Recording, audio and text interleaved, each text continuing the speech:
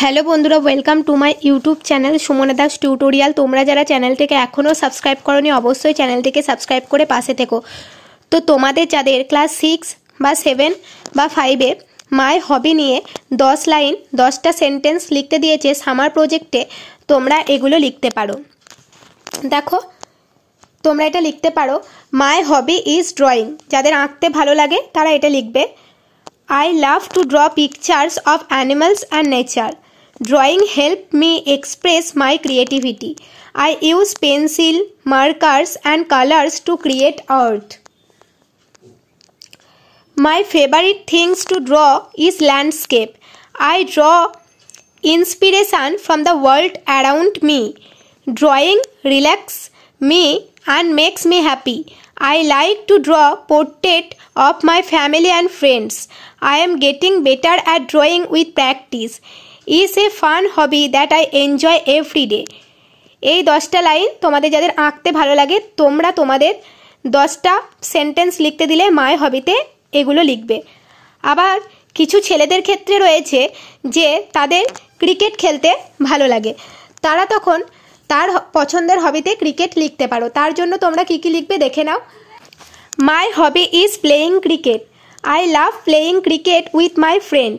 It's fun sport that keep me active. I enjoy batting and bowling. 5 নম্বর লিখবে, cricket teach me teamwork and discipline. I play cricket in the park near my house. My favorite cricketer is Virat Kohli. I watch cricket match on TV with my family.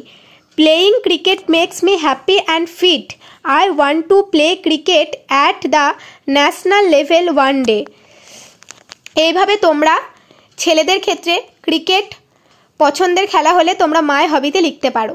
এগুলো তোমাদের 5, 6 যে ক্লাসে 10টা করে sentence দেবে সেই ক্লাসে ছাত্রছাত্রীরা তোমরা এরকম করে লিখবে। এরপর একটু বড়দের যদি দেয় মাই হবি, তারা কিভাবে লিখবে দেখে নাও। অনেকের থাকে যে বই পড়তে ভালো লাগে, তাহলে তখন তারা কি লিখবে, মাই হবি ইজ রিডিং বুকস। পড়তে ভালো লাগে তারা এটা লিখতে পারবে। পুরোটা দিয়ে দিলাম, তোমরা এইভাবে লিখবে দেখে নাও।